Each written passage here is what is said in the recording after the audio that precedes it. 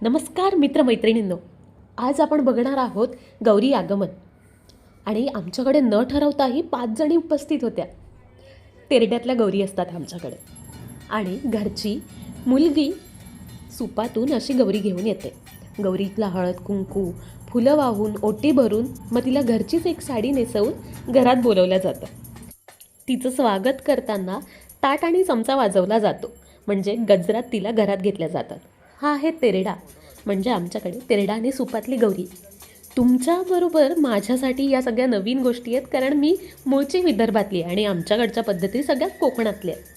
गौरीला घरात घेताना तिला गणपती बाप्पा दाखवला जातो, तिला सगळ्या घरातल्या सुखवस्तू दाखवल्या जातात, कपाट दाखवलं जातं की तिच्या नजरेने सगळं काही छान व्हावं, जी कमी असेल ती भरून निघावी.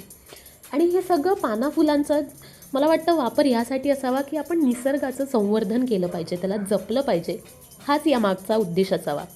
असं सगळं दाखवल्यानंतर गौरीला तिच्या जागी बसवलं जातं.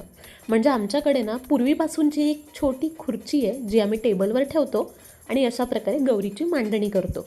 यानंतर गौरीला तांदळाची भाकरी आणि लाल माठाची भाजी याचं नैवेद्य दाखवतात. घरातली सगळी कामं आटोपल्यावर आम्ही गौरी सजवायला घेतो.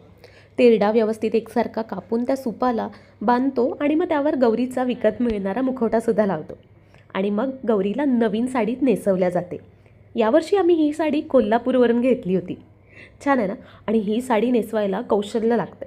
असं म्हणतात की गौरीने ही साडी पटकन नेसली तर ती खुश आहे आणि खूप वेळ लावला तर ती नाराज आहे. गौरीला साडी नेसवून झाल्यावर तिच्या जागी आम्ही विराजमान करतो आणि त्यानंतर गौरीला दागिने घालतो, म्हणजे बांगड्या, मंगळसूत्र आणि काय दागिने असतील ते.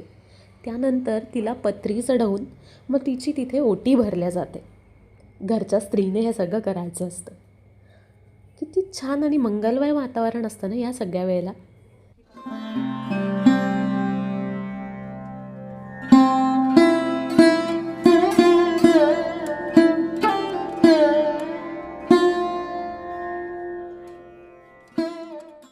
आजचा हा माझा गौरी आवाहनाचा व्लॉग कसा वाटला ते नक्की सांगा. माझ्या चॅनलला सबस्क्राईब करा.